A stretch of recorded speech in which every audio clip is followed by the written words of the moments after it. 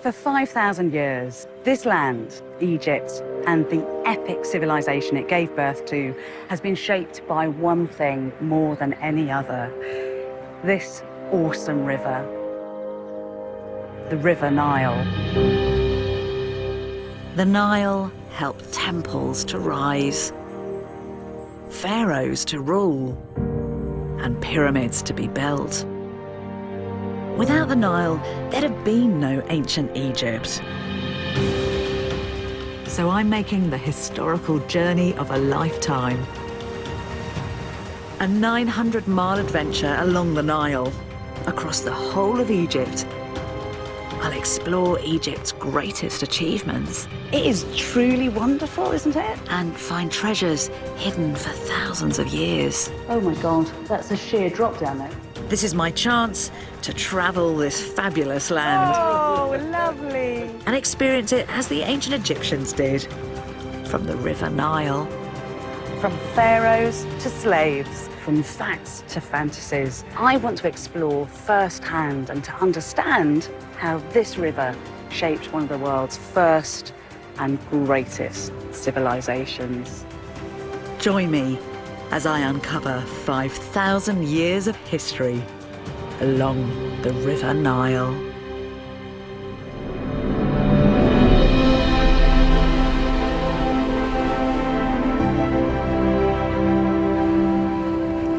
So far, on my journey up the Nile, I've explored many of the treasures that helped to create ancient Egypt.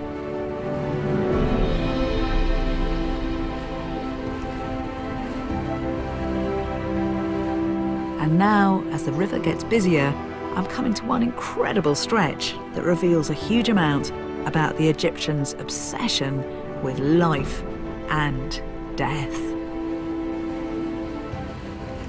This river gave rise to one of the most captivating civilizations in the world, and a jewel in the crown is where I'm heading now, Luxor. 300 miles south of Cairo, on the east bank of the Nile, is a famous city full of ancient wonders. I love visiting Luxor, and I'm certainly not alone. This is a stretch of the river that's welcomed everyone from Tutankhamun to Winston Churchill, from Cleopatra to Agatha Christie. It was travellers from the Victorian age who helped to make Luxor super fashionable. Here, they could swap the British winter for 30-degree temperatures and 5,000 years of culture. But it didn't come cheap. The trip from Cairo to Luxor cost an eye-watering £12,000 in today's money. But to one Victorian traveller, that was small change. Queen Victoria's son, the Prince of Wales, the future Edward VII, came to the Nile, and he so loved it, he came back twice. Now, he travelled in quite some style. He had 6 steamships decorated with friezes of Antony and Cleopatra, and behind them he had a barge carrying 4,000 bottles of claret and 3,000 bottles of champagne, plus what every good dahabeah needs, a donkey. Donkeys were used to fetch supplies from the banks. But it seems today, the Nile has brought the shopping to us. Oh, hello. Oh, hi. I'm sure special price. These very enterprising boys, yeah, that's beautiful, have hooked on to try and sell me a dress and a tablecloth. Shall I come down? Come on, be quick. Okay. Hi. Oh my gosh. English, yes. Very good. It's a lovely towel. I would get one. I've already got one at home. Nefertiti. That's Nefertiti. That's actually quite nice. I'm going to buy that one. I'm going to buy it actually. I'm sure my husband would love that. He'd look very nice in it. Show me the one for my husband again. Wait, no. Oh my God. Thank you. That is my years of cricket practice with my brother in the garden. Now I think I've got to buy it. Okay. Oh my God. Oh, okay. And here on the Nile, there's even contactless payment. I've got to throw the money back in a plastic bag. 1, 2, 3. Look, thank you. Isn't it great that everybody sees as an opportunity? And actually, I think it's huge.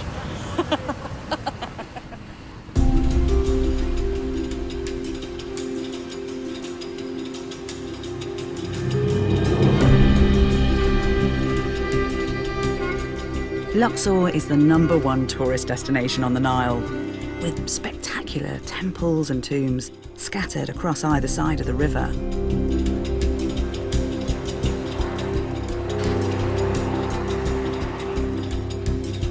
There's tons to see here, so the crew are going to moor up for a couple of days.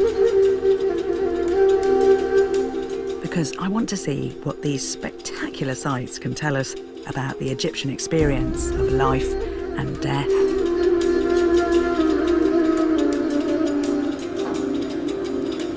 After difficult times in Egypt, it's brilliant to see so many tourists flooding back to the city here on the East Bank.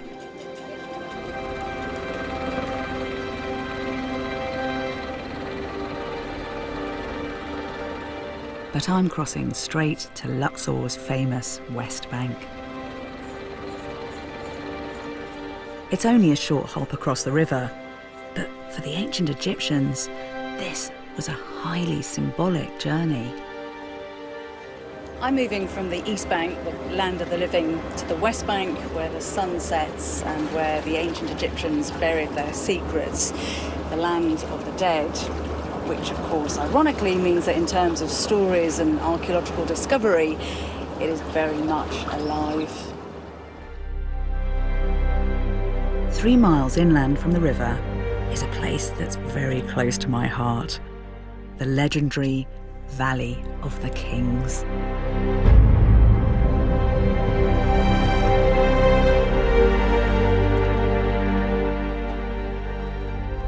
It was the fabulous treasures hidden beneath these barren slopes that first sparked my interest in history way back when I was 5.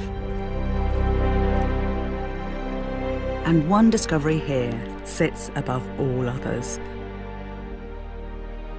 It was made by 2 Brits, archaeologist Howard Carter and wealthy aristocrat Lord Carnarvon. Carnarvon and Carter had actually worked together for 15 years before they discovered the tomb of Tutankhamun.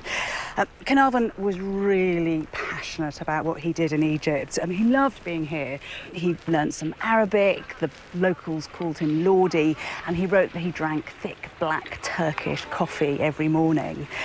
But he also poured money into these excavations. At one point, he was hiring up to 275 boys to do the work. So the 2 of them were really, really serious about trying to find something. And once they did, it was the discovery of the century and captured the imagination of the world.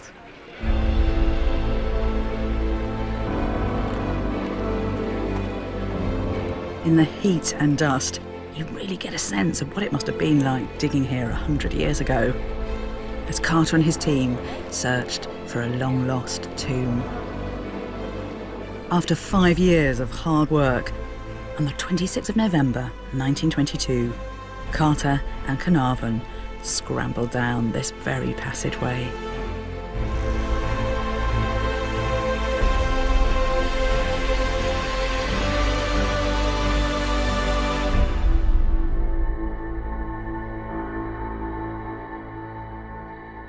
It's a story that's been told a number of times, but it is always worth the retelling. When Carnarvon and Carter were about to break into the chamber, Carter looked through a tiny hole and describes the glint of gold everywhere. "What can you see?" said Carnarvon, and Carter simply said, "Wonderful things." Tut's tomb stunned the world, and it's been drawing crowds ever since. I remember I just went to that Tutankhamun exhibition in 1970. 1972. That was one at the British Museum. And that's what got me into history. So it's really lovely to see. But the truth is, Tut's tomb isn't actually that remarkable. It's surprisingly small for a pharaoh, and the decoration looks a bit rushed, even in some places a bit second-rate. I'm saying it's so much smaller than obviously the bigger tombs. We've just been in Ramesses III. Yes. And obviously it goes down and down and down and down, and you go into this, and it's just compact. Yeah. But I guess was it because it was a rushed burial? Exactly. Yeah. It's now believed that Tut was buried in a tomb originally prepared for someone else. Perhaps Tut's own tomb wasn't ready. That would make sense because we know he died when he was just a teenager. Worth the effort coming in? Yeah, definitely. Definitely for me. And the boys? Boys. Well, boys, aren't they?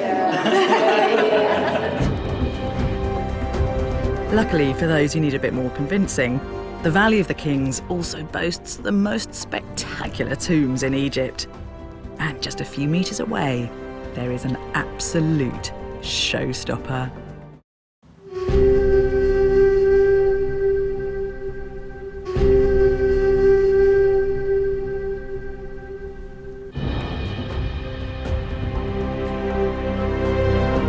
Tutankhamun's tomb is the most famous in the Valley of the Kings. But to my mind, his neighbour's tomb is even more intriguing. It shows us the ancient Egyptians at their most brilliant and badly behaved. Just around the corner from Tut's tomb, because of course this is a whole city of the dead, so there are burials everywhere. There is a real showstopper tomb. And if you want to get a sense of what a burial is like when a pharaoh has pulled out all of the stops, then you should come here to KV9, although actually hardly anybody visits it.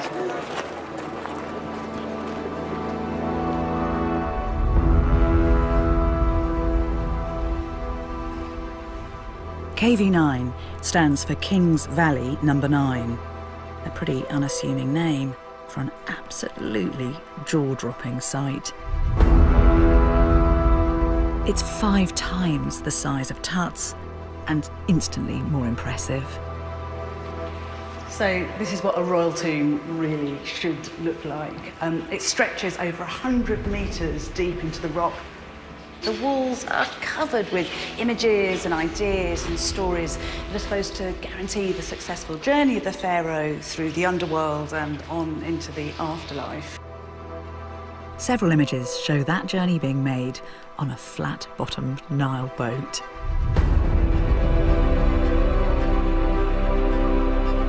KV9 is, for me, the high point of over 1,000 years' worth of Egyptian tomb building.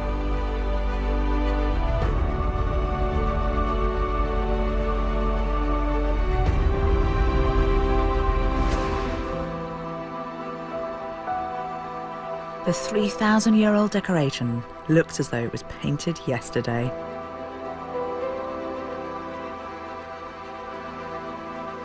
But look a bit closer, and you'll see something that shouldn't be there. Graffiti in Latin and Greek. Some of it dates back at least 2,000 years. People have been coming here for centuries, some just to visit, but others to loot. Tombs like these were protected with curses.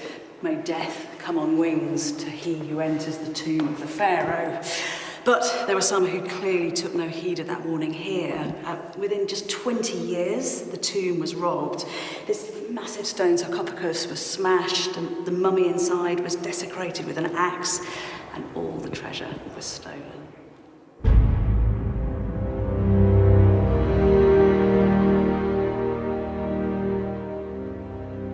The world's most famous cemetery is also a crime scene. All all the tombs discovered here in the valley so far have turned out to be robbed. But the truth is, this isn't just random looters. Quite often it's the men who built the tombs themselves, or it was an officially sanctioned robbery, so it's one pharaoh getting their own back on another. This was a pretty risky business, though. In ancient Egypt, the death penalty wasn't actually used that much, but you could be killed for robbing a tomb. And the manner of death was pretty horrific. You are either impaled or burnt alive.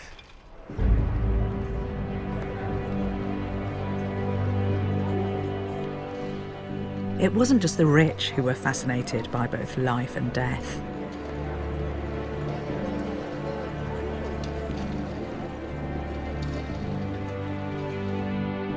Almost 2 miles across the hills from the Valley of the Kings is a remarkable and very different site. Deir el-Medina, a village that was home to the workers who built the pharaoh's tombs. It contains extraordinary evidence that, for me, brings these ordinary people to life. It's a 40-minute walk from the Valley of the Kings. So I'm now treading in the footsteps of the ancient Egyptians who made this punishing journey to and from work every few days. And we're now walking up the main street of the village. You can see that the houses are so close together. Yeah. Egyptologist Yasmin El-Shazli has spent 15 years studying this unique community. People are normally very interested in the kings, but I think the average Egyptian was much more interesting. Yeah. Because normally royal art and architecture are full of propaganda. So that's not who they really were. But this is the real thing. And more than just mere builders, Deir el-Medina was home to craftsmen and women. You had a community full of, talent. You have the best artists, the best scribes, the best craftsmen. So it's very special. So it means that we haven't just got a village of people, but of articulate people, of people who are kind of used to expressing themselves. Yes, exactly. And luckily for us, they expressed themselves on something that survived for 3,500 years. And against all the odds. North of the temple over here was a pit that was probably dug to be a well, but it ended up being a dump. Inside the pit, archaeologists found thousands of ostraca. Ostraca are chips of limestone that the workmen used to write on. So imagine someone going through your garbage, how much information they would get. Unfortunately, yes. About your daily life. We found legal documents, letters to the living and letters to the dead, love songs, even the attendance of the workmen and the reasons why they were absent from work. And why were they absent? Sometimes they're celebrating a festival of a certain god. And could it sometimes be not just because they were celebrating, but because they had a hangover after the celebration? That's very possible too. They used to drink a lot of beer. I love the idea of people nursing sore heads here, going, oh, just tell them I can't come into work today. It was too much last night. Very true. I've been given incredibly privileged access to one place in the village that's only just been opened after years of restoration.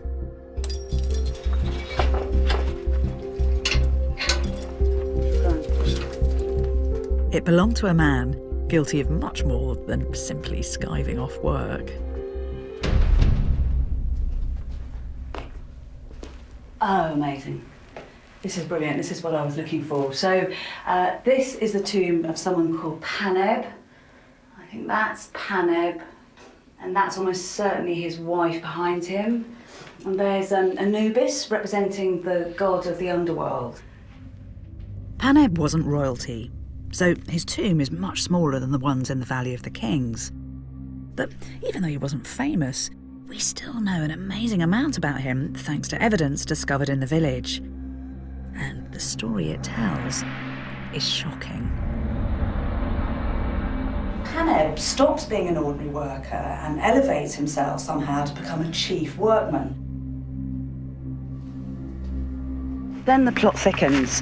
One of the labourers accuses Paneb of stealing building material from a royal tomb to construct his new burial place.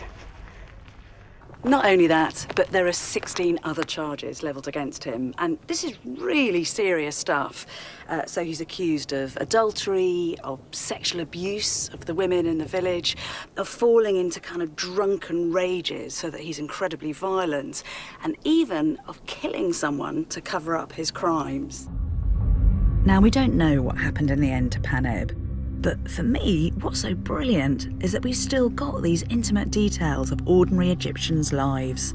Their affairs, their intrigues, the bullying, the social climbing, and the scandal.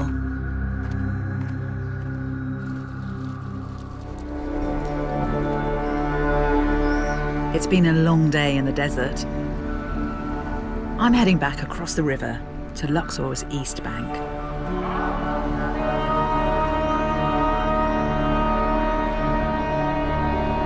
This is one of the hottest and driest cities in the world, where daytime temperatures can hit 50 degrees.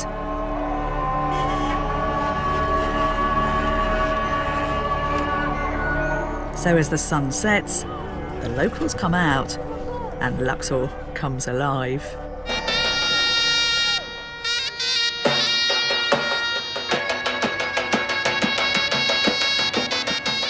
The ancient Egyptians used to welcome visitors to celebrate the joy of Ka, to love the spirit of life. And that warm welcome is still definitely on offer.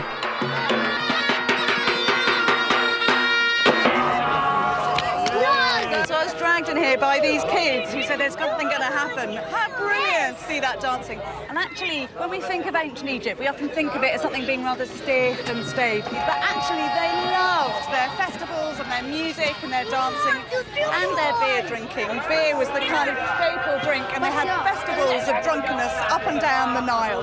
So they were the original party people. Where are we going now? Oh, we're off. It's tempting to burn the candle at both ends, because tomorrow I'm up super early for one of the highlights of my journey, Egypt's most famous temple.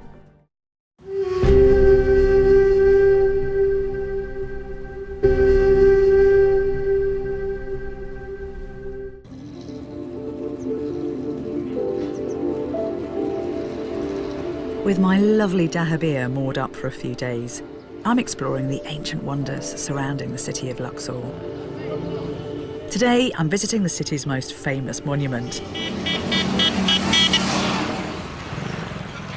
But after a night on the town, there's one stop I have to make first.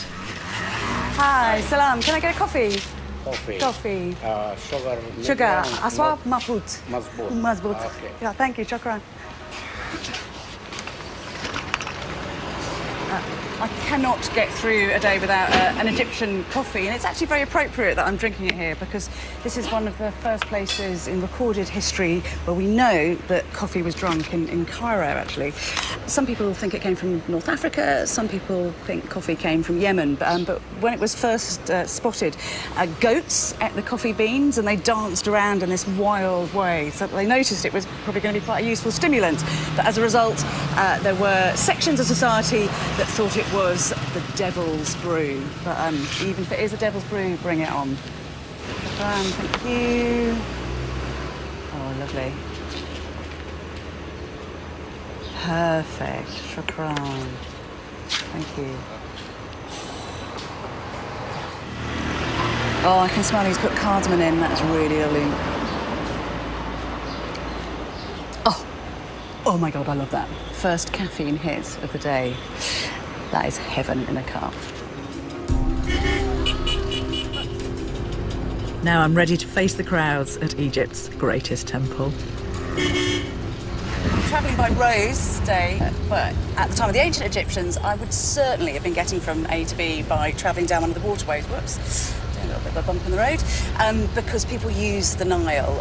And it's just really cool because here you've got all kinds of different vehicles on the road, from taxis to tuk-tuks. And it would have been the same on the ancient waterways. So you had little cargo ships and barges, and then these grand royal processional boats. In the far north of modern Luxor is the vast temple of Karnak.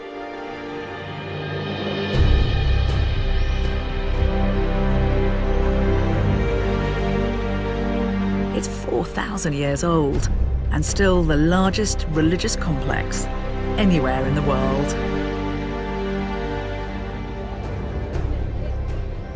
What really strikes me always is just how rammed with people it would have been in ancient times. So, in fact, all these tourists are completely appropriate.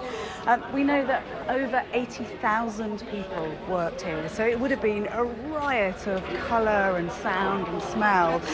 You've had the noise of drums and cymbals and the smell of incense and burnt meat, and priests with their shaven heads and hairless bodies abstaining from sex, so they were pure, rushing around to keep the gods on side.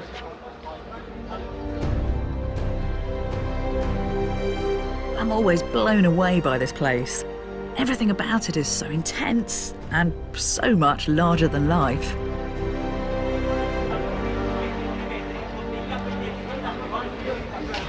When people come here, they always talk about its size and scale, and it was massive. So the whole complex stretched about a mile long and half a mile wide and covered the area of about 168 football pitches. But today, I'm here to see something that's a lot smaller, but in its own way, as impressive. In ancient times, Karnak Temple would have been bursting with astronomers, mathematicians and scientists, all buzzing with new ideas and inventions. And one of those inventions was this humble-looking bucket. For the priests, it was really important to perform their rituals at exactly the right time. And of course, during the day, you've got the sun and you can use sundials to measure hours. But what do you do at night? Well, the ancient Egyptians came up with this really clever idea. So what this is a replica of a water clock that was found here at Karnak. And what the priests would do is they'd fill it up with water. As the water dropped down, one notch in the clock, that would measure an hour, so they could tell the time exactly during the night. The Egyptians followed a 24-hour clock, 12 hours of day and 12 hours of night. But the nights grow shorter and longer throughout the year, and this water clock allowed for that, with different measured scales inside for different times of the year. So let's see if it works.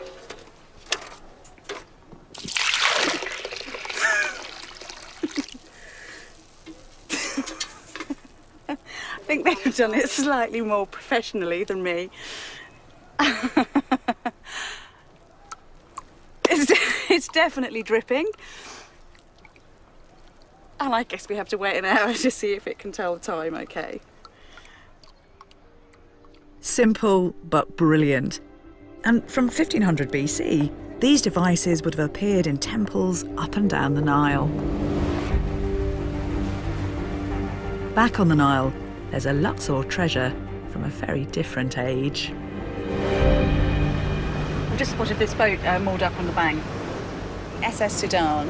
It was built in the 1920s, and in 1933 it hosted a very special visitor. I'm going to see if I can get on board somehow. Hello? Hi. Can I come on? Yeah, but please, can you come on the other side? From the other side? Please. Great, thank you. Amazing, thank you very much. Thank you so much for letting me come on, Bettany. Here's the boat manager. Oh, so lovely. And is it okay to go? As I step on board the SS Sudan, I'm following in the footsteps of one of the world's best-selling writers, Agatha Christie. Oh. That's very kind. Thank you very much. Lovely. I've been on a hot boat. But where? Just show me around, because I've seen this from the outside. It's great. Yes, this is the original steam machine Yes. with which the boat was sailing. Agatha Christie, she was on board. Yeah. It's not still powered by steam, is it? It's a steam, and with yes. And do people come on board to travel here because of Agatha Christie? Sure, because of this, the oldest steamer ship Yes. on the Nile, and sure, because of Agatha Christie. Yes. Agatha Christie isn't just a giant of the literary world. She was a globe-trotting history buff who travelled the Middle East with her archaeologist husband, excavating ancient sites in Iraq and Syria. In 1933, the couple's adventures brought them to Egypt and to the SS Sudan. It's the royal lounge. Yeah. Yes, it's got that kind of luxurious feel, hasn't it? I just love it because I can so imagine Agatha and her husband sitting reading and, you know, enjoying a cocktail or four in the evening. Agatha was so inspired by her time on the SS Sudan that she wrote a book set on a paddle steamer sailing down the Nile. The result was one of the best-selling murder mysteries of all time. And what else did she call it but Death on the Nile? Everybody. You. Me? Yeah. Okay, will you hold Please, that? with pleasure. Just give it a big tug. Exactly. 3 times. Okay, 3 times.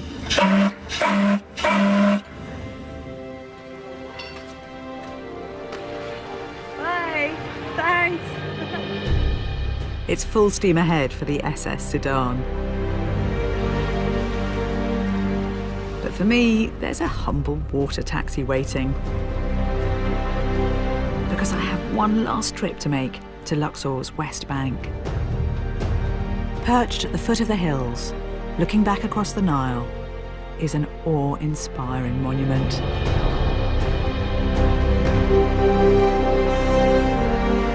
This stunning temple can be busy with tourists, but get here just after dawn and you can have the place to yourself. This was the crowning glory of one of my all-time heroines, the female pharaoh Hatshepsut. A remarkable ruler, and brilliantly, a woman ruling in a man's world. So here's lovely Hatshepsut. Now the thing is, of course, at first glance, she looks like any other male pharaoh. She's got her king's skirt and even a little pharaonic beard. But we know this is definitely Hatshepsut because that's her name in the cartouche up there. But isn't it fascinating that despite all her progress and pioneering ideas and power, this amazingly potent female pharaoh had to be represented as a man? In ancient Egypt, men inherited the throne. In fact, there wasn't even a word for queen. So when Hatshepsut found herself in charge after her husband's early death, she realised the only way to rule Egypt was to be better than any king. You get the sense that she wanted to outdo any man. This temple, for example, was unlike anything that Egypt had ever seen before. Its design was very progressive and internationalist, and this whole complex would have looked completely different. It would have been a riot of colour. There were ponds and lines of incense trees. It's almost as if Hatshepsut was trying to seduce her people with her sophistication. The temple walls tell us more about this intriguing woman. She sent delegations out across the seas to get incense and ivory and gold from places other Egyptian rulers hadn't managed to reach. And the point of all of this wasn't to prove what the Egyptians traded in, but that Hatshepsut could make it happen. He seems to be Archaeologist Dr. Zbigniew Szafranski has arranged for me to see a part of the temple that's usually off limits, and that gives us intimate insight to this remarkable woman's life that goes way beyond the official line. Hatshepsut was a volcano of ideas in political, military and religious fields. She was really brilliant, I may say. So do you think she is one of the reasons that ancient Egyptian civilization became so great? Yes. We know a lot about Cleopatra, for example. But in my opinion, Hatshepsut was really more clever. She was one of the greatest person in the history of the world at the time. But Hatshepsut had a secret. It seems she had a bit of a soft spot for one of her courtiers. He seems to be present everywhere. Yes, yes. So can you show me where he is here? Look. Yes. This is Senenmut, not a member of the royal family, and yet beautifully depicted all over the Queen of Egypt's temple. Because he's just a commoner, and they don't normally get represented in a place as sacred as this. That says something about him. Yes. He was a very gifted person, a very talented person. Senenmut oversaw the temple's construction and tutored Hatshepsut's daughter. It's long believed that his talents captured the Queen's attention and perhaps even her heart.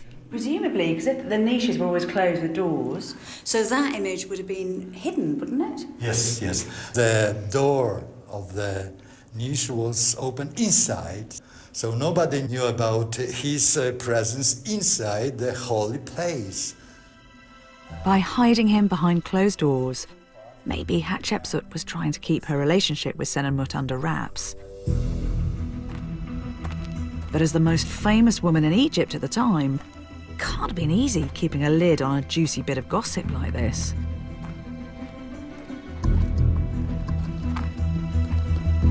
I've heard there's more evidence of this scandal up in the hills above the temple.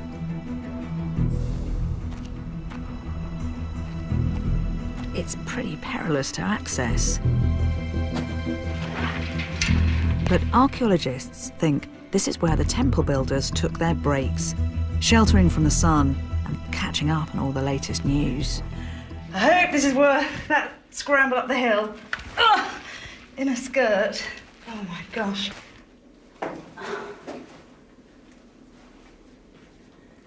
This is it. Oh, that is amazing. So, this little scribble on the wall here is close on 3,500 years old. Now, obviously, it shows a man having sex with a woman. But there's something really special to notice here. The woman has got this thick royal wig on, so it's probably showing a queen or Hatshepsut herself. So there are two possibilities here. Either this is feeding off a rumour that Senenmut and Hatshepsut were actually lovers, or it's just a guy having sex with Hatshepsut herself. And this comes from a time where there was a woman who was the most powerful female on earth, doing amazing things. And the guys sitting here in this little cave wanted to remember her like this. 3,500 years on, sometimes it feels like very little has changed.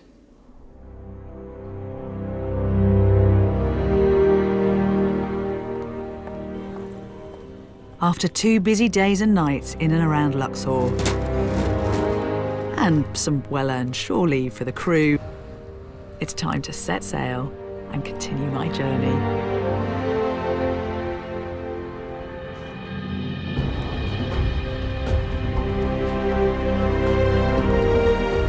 Sadly, I've got to leave Luxor, but there are lots of discoveries and delights still to come.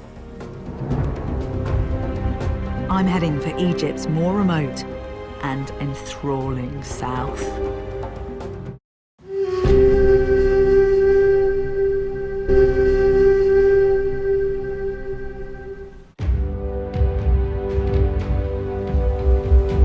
I'm leaving the hustle and bustle of Luxor to travel deep into Egypt's beautiful south. It's much quieter here, but we're not entirely alone.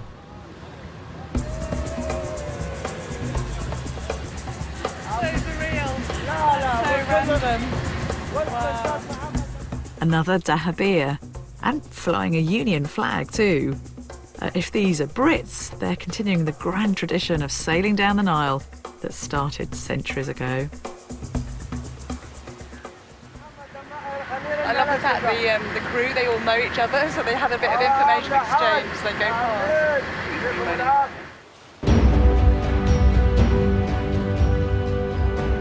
And just along the bank, there's something else I am determined to pay my respects to. It's not a temple or a tomb, but I think it's the unsung hero of ancient Egypt. The humble donkey. There's a lovely guy who was working his fields a moment ago, and he's now bringing us his donkey, I think. Oh my gosh, we're being offered a cow as well.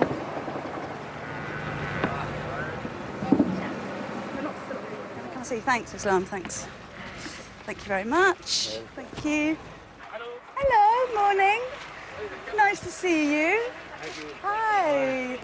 Hello. Oh, you're beautiful. Is it a girl or a boy? The donkey. It's a donkey, yeah, I know it's a donkey. Oh, he's lovely. Lovely. Really lovely. Very beautiful donkey. He might look sweet, but he's actually as tough as old boots. Donkeys can pull up to twice their body weight, and even in these temperatures, they can go without water for an astonishing 3 days. But apparently he loves swimming, so we're going to go for a little dip. Oh, in the Nile instead.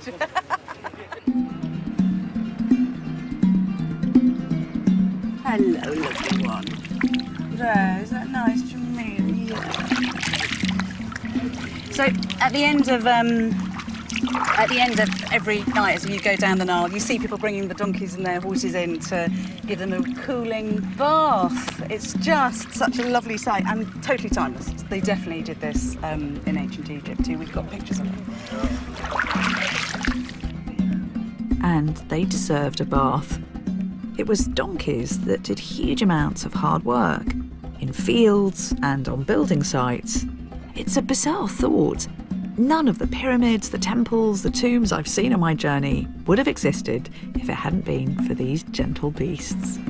So although this might seem slightly odd, it is in fact completely appropriate that we're treating this random donkey a bit like a pharaoh and giving him his own personal bath in the waters of the Nile, because after all, it was the donkey that built the great civilization of ancient Egypt.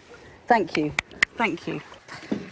Whoa, very wet shoes. Oh my God, my shoes are too wet. Oh my God.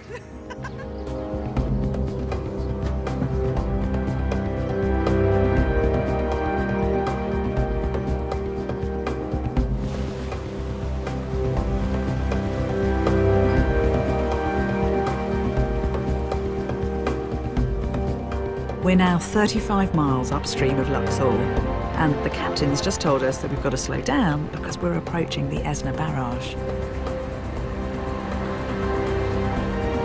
This is one of 6 dams along the Nile in Egypt, used to control the annual floods and in some cases to generate electricity.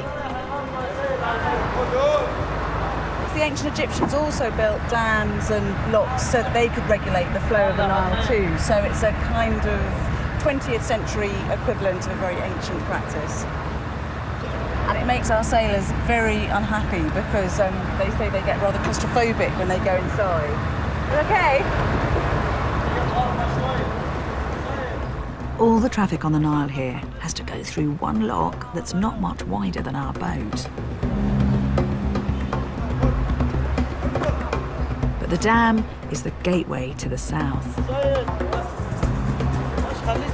Behind me lie the familiar sights of ancient Egypt, and ahead lies the lesser known and even more intriguing south. But getting there is proving a tight squeeze.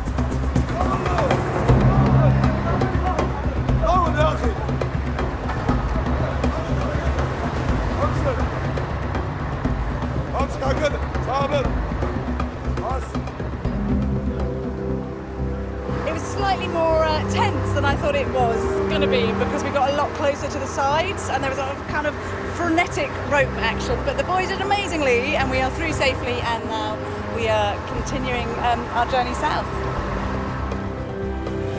Hello, good luck. Next time, I sail into the beautiful city of Aswan. Now that is how I like my views. I'll join the crowds and the rising sun for some ancient Egyptian magic. And as my Nile journey ends, I discover a 3,000-year-old message from a pharaoh. Amazing, and it's just all appearing right in front of our eyes. That's all that new next Friday at 9. Attempting to solve the mystery of a legend, we reveal the secrets behind King Arthur's sacred sites, brand new tomorrow at 7. And tonight, cruising onto your screens, it's the Wakefield Wonder. Jane McDonald, My Life Story, is coming up next.